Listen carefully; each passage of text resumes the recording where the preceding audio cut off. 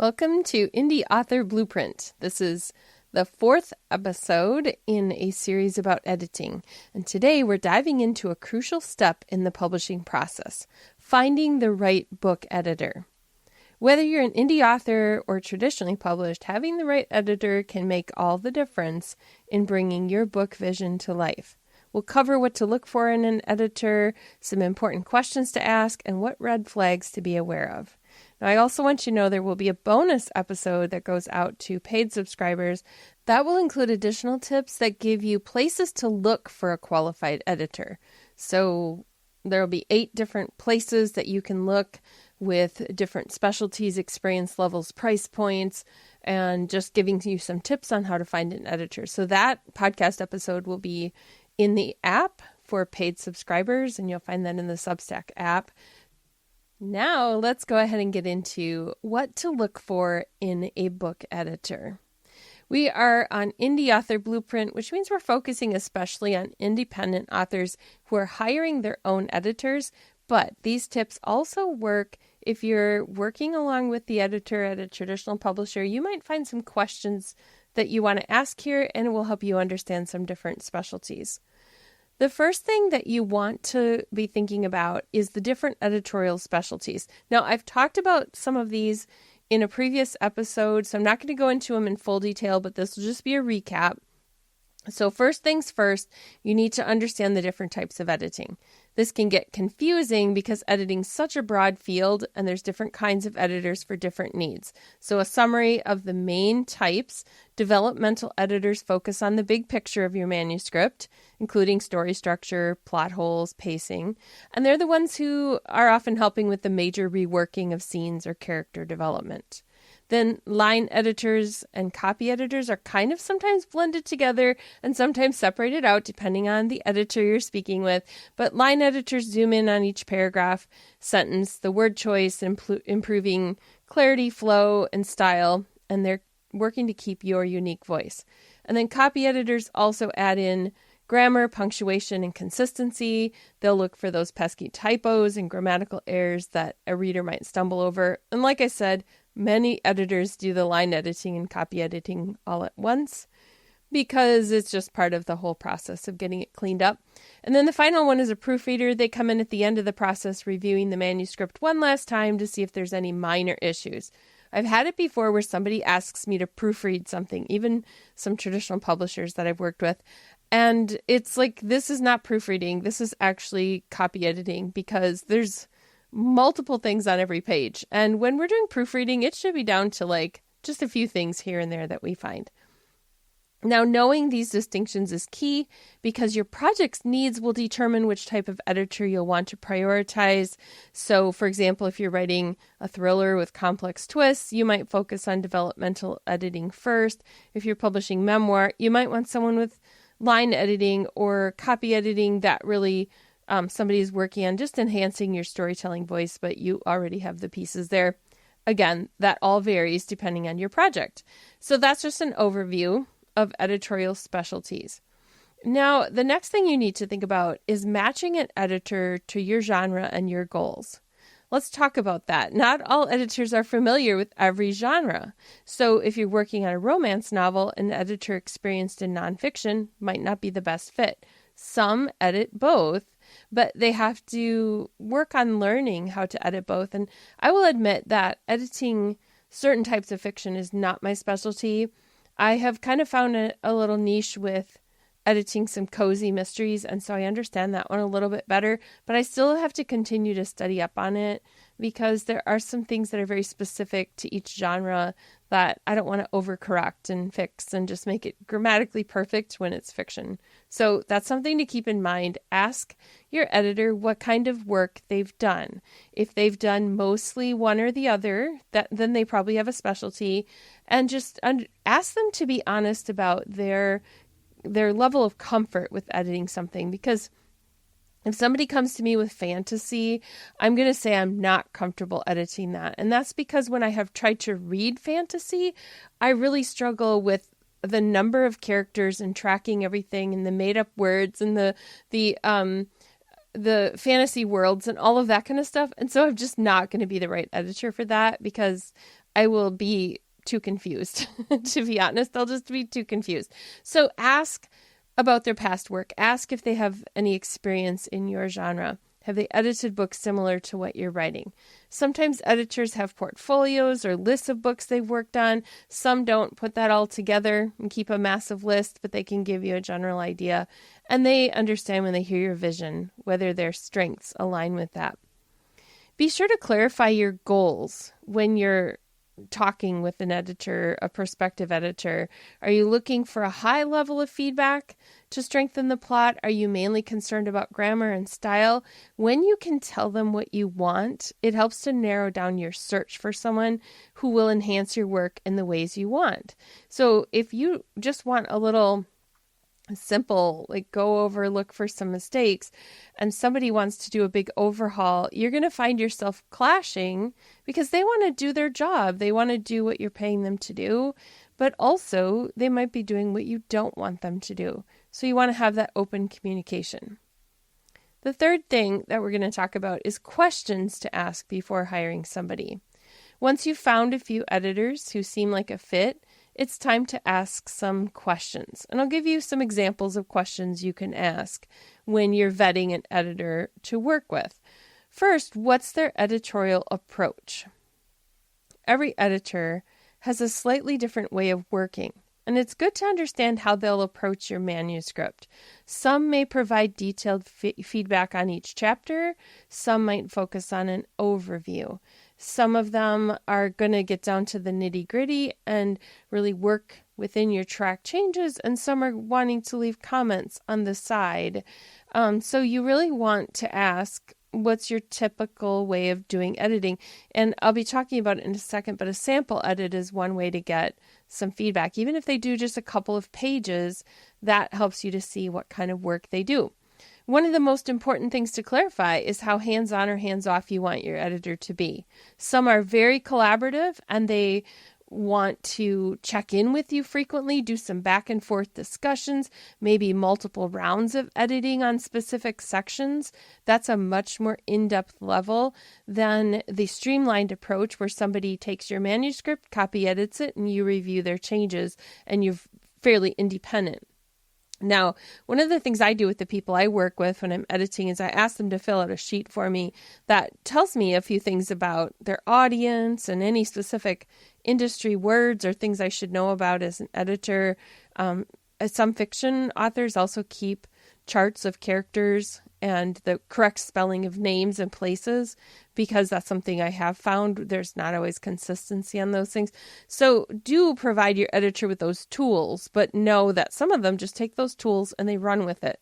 So let's go in a little more detail then on those types of that editorial approach. First, the collaborative approach. If you're someone who likes to discuss ideas and ask questions and get feedback on specific sections along the way, then look for editors who prefer a collaborative approach. They may be open to having scheduled calls or regular emails. It's more of a partnership feel, and in some ways it's coaching and maybe some book doctoring too. This is really good for authors who want a lot of detailed input and they like to be involved in each phase of the revision. And it's also good for people who are fairly new, and maybe having your work edited is a really new thing for you. And so it would be helpful for you to have a lot of back and forth. Another approach is a directive approach. This one is more instructional, where the editor provides detailed feedback with specific recommendations for improvement, but they might not mark up your manuscript in the same way. Now, they might give clear notes on what to change, like in a comment, and they might tell you exactly what needs to be rewritten or restructured, but they might not do it for you. They're saying, go ahead and have another crack at this and see what you come up with. So this is helpful if you're looking for someone who can guide you, who has that confidence, especially if it's your first book and you're learning as you go, and they can provide more of that advice kind of coaching. And so then you would send it back again and do some of that back and forth. Now, I do find that works really well more with coaching and mentoring. And I did have a well-known author do that with me when I first started out. He had said, just send me a chapter, send me an article, And he gave me some feedback, and I learned from that feedback. He wasn't editing my work as much as critiquing it. So that was a little bit different than I'm just editing it to get it polished up for publishing. Another approach is a question-based approach. Some editors prefer to pose questions rather than make direct changes, so they are going to help you think critically about your choices. This is really ideal if you like self-reflection, you like examining your work deeply, and you like coming up with the solution yourself. So this would be somebody who says, what do you think? If you did something different here, could it have a different effect over here? Or it might be a comment or a question in there. What do you think of switching this? Or what do you think of changing it to a first person point of view instead of third person? It's a lot of this imagining, like, what might happen if you did this? It helps you to strengthen your voice, helps you to have stronger writing, unique perspective as you revise. So again, it's a little more of a coaching kind of a role. Another approach is structural or outline-based. This one is more common with developmental editors, where your editor follows a structural approach. Like they might work with you on outlining your manuscript. Maybe it's even working on that so that you can get your book proposal ready. It might be tackling some big picture elements first, like plot structure and pacing, character arcs. I don't write fiction, so a lot of that stuff is totally foreign to me. I would never be somebody's coach in this area. I just appreciate doing the detailed copy edit after, but I'm not the person for this. But as I'm reading, sometimes I do notice things and I just ask questions, but I don't coach on that specific thing. And so that would be if somebody approached me and said, I need structural work on my novel, I'd be like, I'm not your girl. I'm not the person for that. And then the final one that I wanted to mention here is a minimalist approach. There are some editors who prefer a less is more approach. They don't want to heavily mark up your manuscript. They might focus on some essential changes and highlight areas that need improvement, and then they leave the specifics up to you. So this is a good fit if you're experienced or confident in your writing, or if you're still working on that early level, like the overarching content, the big picture, but you're not down to the nitty gritty of copy editing. So when you look at all of these approaches, a lot of these are more for those early stages of editing. When you get down to copy editing, you're really looking for somebody who knows the Chicago Manual of Style, who understands grammar, and then is really good at fixing the little broken things, not the big stuff. So when you talk to your potential editor, you want to ask them about their approach, how they give feedback, how they like to interact with authors they work with. And then knowing this in advance helps you to understand what working with them might feel like. And it ensures that the work aligns with the type of involvement that you're looking for. Now, there's a few other questions that we would want to ask. That was a long answer to the question of what's their editorial approach. Other questions that you want to ask are, what is your timeline? If you're on a tight deadline, you're going to need someone who can meet your schedule, and you need to check their availability or their estimated turnaround time, because some editors book months in advance and they know that this book is coming when that author is finished. The author might have a scheduled date with them for when it's going to be finished and they're going to start editing. So don't be surprised if you reach out to an editor and they say, I can't get to that for X amount of time. Ask them when they can get to it and ask them what their turnaround time is. A lot of editors, if they're devoting all of their time to your project during that, they can turn it around in a week or two if they're full-time doing just your project, or they might tell you it's going to be longer because they're working in between things. I'm always cautious of people who say it's going to take several months. It should never take that long to do your edit unless you're doing some back and forth. But if it's just a round through it, then it should not take that long. Another question you want to ask is, what's their pricing structure? Editing costs can really vary. Some charge by the word, some are by the hour, some are by the project. So you want to get that upfront, and you want to know what you're going to be paying. And that always helps because it grows your relationship with, you just don't want those surprises where, wow, I didn't know it was going to cost me this much. Another question to ask is, do you provide contracts? A contract helps you and the editor understand the expectations, the deliverables, the payment terms, and any policies about cancellations or refunds. I always use contracts when I work with people for editing because it lists what I'm actually doing in that edit, and it tells them what their cost per word is going to be and what happens if they send me a document that's like twice as many words as what we estimated. So it always explains very specifically that it will be adjusted based on the actual word count of the document they send. So by asking good questions, you can ensure that you and your editor are aligned in your expectations. And this is really good because it minimizes those potential misunderstandings that can come down the line.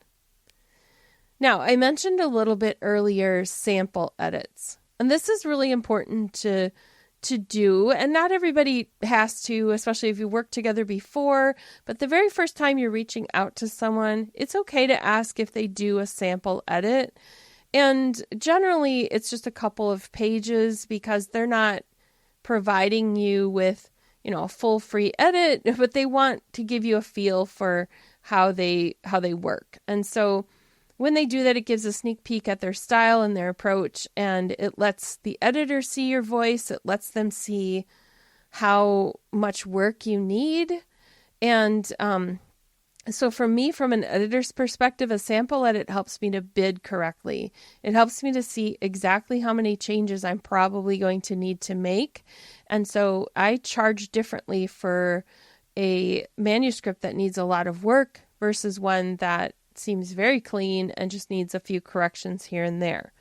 And for you as the writer, it helps you to see, were they respectful of your style? Did they provide constructive feedback? Did they seem to know what they were doing? Did you match up well with the tone? Know that this person is not there to leave flowery encouragement here and there. They're there to make you shine and fix it. So, that first edit's a little tough because it's pointing out some mistakes you've made. So just know that on your end, be really soft about receiving the criticism, but also, if they seem exceptionally harsh or they're putting you down, I wouldn't want to work with them. So when you compare different editors, which you could be honest and say, I'm also having someone else do a sample edit, it can help you to choose between a few, or maybe you've already narrowed it down and the sample edit is just your final thing to help you decide, this is who I want to work for, or this is who I want to work with. So when you're doing that sample edit, a piece of advice is to take whatever they give you on the input and incorporate it into your manuscript. You would be surprised at how many times I've done a sample edit of like the whole first chapter, and then I get the manuscript and the author actually didn't make any of the changes I suggested. They just let me do them all again. And it's frustrating if someone has done a free sample edit to have it come back without any of those incorporated. So if they do a sample edit, use it. Look at it as a way of saying, wow, I need to go through this whole manuscript and look for this specific thing now that I see they flagged it here. So it's actually a learning tool for you that they're providing for free. So take advantage of that.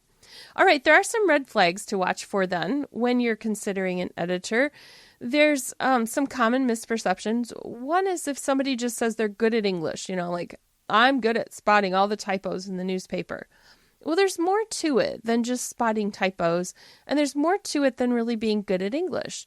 There's actual rules that come from the Chicago Manual of Style that are industry standards that they need to be familiar with, and they're always changing. The Chicago Manual just came out with version 18, so now there are some things that have changed from the last one, and so they stay up on that. They stay trained on what's changing. They have professional knowledge. So it isn't just about finding someone who's good at English. That's good for your first level beta readers, but a red flag is when somebody doesn't mention anything about the professional skills they have. So the familiarity, like I said, with the Chicago Manual of Style, this is the go-to style book for publishing in the U.S. It covers everything from grammar rules to formatting for citations, dialogue, punctuation, structure. So if an editor doesn't know or regularly refer to the Chicago Manual Style, which we call the CMOS, then it's a red flag. They have to be familiar with the standards that make your manuscript publishing ready.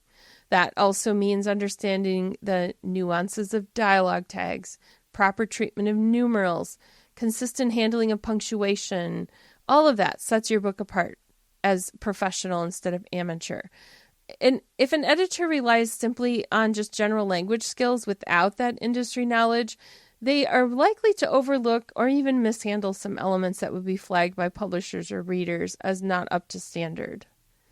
So along with that is an inexperience with industry terminology and tools. Professional editors should not only be familiar with the CMOS, but they should also understand other styling and editing tools. They should have some subscriptions to things that they're using as tools that help them to be better editors. For me, that's Grammarly. It's Perfected. It's a dictionary subscription, so I can see not just the free, but really a more detailed Merriam-Webster dictionary. Another red flag to look out for is an editor who says they work very fast. If somebody can turn it around in 2 days, I don't know how they can.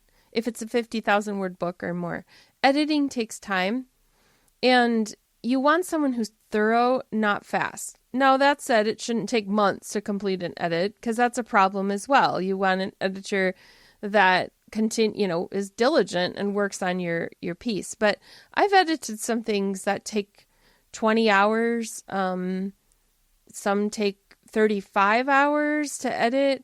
And that's because I'm going through it once and then I'm putting it into a tool like Grammarly for another check as I'm going, page by page and looking at that. And then I'm doing one final read through to see what I missed, because once all that stuff's fixed and I kind of look at it without seeing all the tracking, I see other things. So that takes time. That's not the kind of thing that I'm going to be able to just turn around in a day, because I can read a book in a day, but I can't edit a book in a day. So really important for that person to not say, I work really fast, because that could mean I make lots of mistakes. If they don't have a portfolio or relevant samples in book editing, that can be a red flag. But if you like to give people a start out, if maybe they went through some training and they are getting started as an editor and you're willing to give them a chance. I've done that before. Sometimes it leads to more work for me because they make changes that are not industry standard. And so that can be a problem. Maybe try that out for an article or an essay or a blog post or something. But if you're going to do a full book, they should probably have a portfolio, because then they've worked with multiple people. And another red flag to look for is someone who is not clear or is inflexible in this process. They're going to have a clear, structured approach. And if they don't, they're kind of all over the place. Maybe don't have really a clear way of giving feedback, or their timelines are not really clear. Like, when are you going to have this done? Or how are we doing the revisions? You want to be clear on that. And if you start to feel like they're really vague about their process, or they're inflexible, like they're disregarding your needs or your timeline, you want to have a conversation. Maybe they're not fully committed to providing the service that you need. And that's where the contract is really important. You want to have some terms of what happens if we get going and this is not working out. I don't want to pay this person to continue, but also we had a contract. So generally those contracts will say what happens if we decide we're just going to go separate ways. You're going to need to pay that person for the work they've already done, but that doesn't mean you have to pay them for the entire package if you're separating. Those terms are all going to be in a contract. So by keeping your eye out for some of the warning signs, you're going to find an editor who truly understands the art and technicalities of book publishing. And that will save you time, save you money, and really in the long run, a lot of frustration.